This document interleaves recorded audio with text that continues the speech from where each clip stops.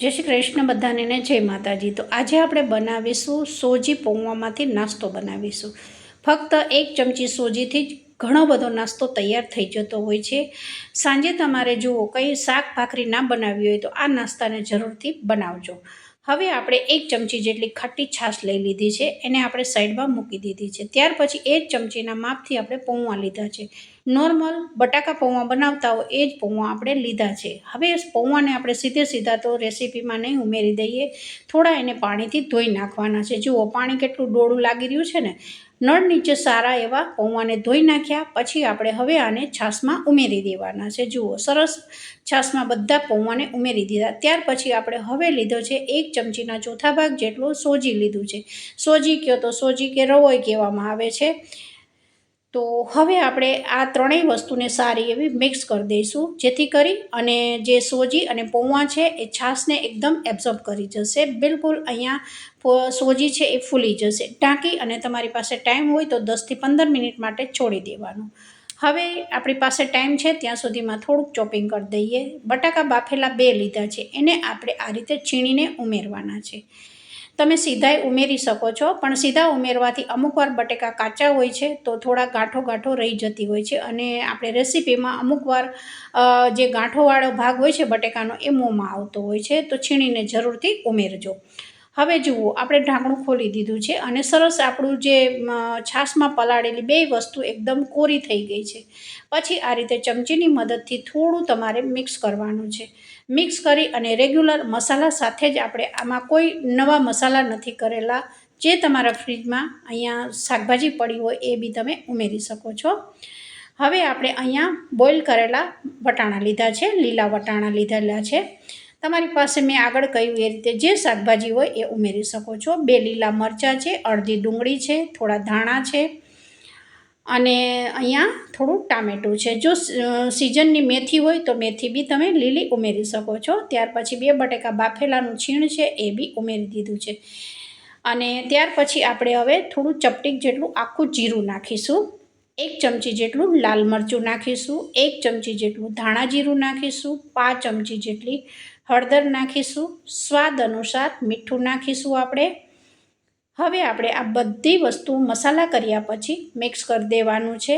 હજુ અહીંયા બેટર તમને એકદમ જાડું લાગતું હશે, કારણ કે આ નાસ્તો એક હાંડવા જેવો બનવાનો છે। આપણે દાળ ચોખાનો ગુજરાતી છીએ તો સાંજના સમયે વધારે શિયાળામાં હાંડવો બનતો હોય છે, એવો જ આ એક નાસ્તો તૈયાર થઈ જતો હોય છે, અને પૌવા અને સોજીમાંથી બનેલો છે। હવે જુઓ પોણી ચમચી જેટલી મેં અત્યારે ફરી છાશ લઈ લીધી છે।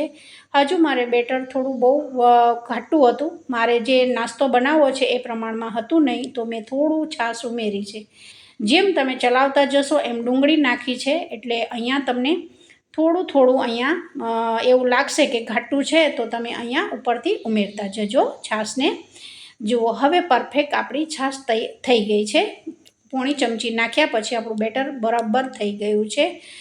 જુઓ આ ટાઈપનું। હવે આપણે આમાં ઈનો નાખીશું, જે રેગ્યુલર આપણે આ પાઉચ દુકાનમાં મળી જતું હોય છે। તમે બેકિંગ સોડા બી ઉમેરી શકો છો। 5 ચમચી જેટલો ઈનો નાખેલો છે, અને ઉપર થોડી ખાટી છાશ નાખી છે, જેથી કરી અને ઈનો છે એકદમ સરસ એક્ટિવ રહેશે, અને બેટરમાં સારું એવું 1 થી 2 થી 1 જ સાઈડ આ રીતે તમારે મિક્સ કરી દેવાનું છે, થોડું ચલાવવાનું છે। તો આ આપણું નાસ્તાનું બેટર તૈયાર થઈ ગયું છે। હવે તમારી પાસે નોનસ્ટિક કઢાઈ હોય તો એમાં બી બનાવી શકો છો, અથવા એલ્યુમિનિયમની કઢાઈમાં બી બનાવી શકો છો। 2 ચમચી તેલ નાખ્યું છે, થોડી રાઈ જીરું નાખ્યું છે, અને મીઠો લીમડો અને ધાણા જરૂરથી ઉમેરજો આ રીતે, તો એકદમ સરસ એનો ટેસ્ટ બહુ સારો આવે છે। થોડા આપણે અહીંયા તલ બી ઉમેરેલું છે। આ નાસ્તો બનતા સુધી તમે 10 થી 15 મિનિટમાં બધી વસ્તુ તૈયાર રાખી હોય તો તૈયાર થઈ જતો હોય છે।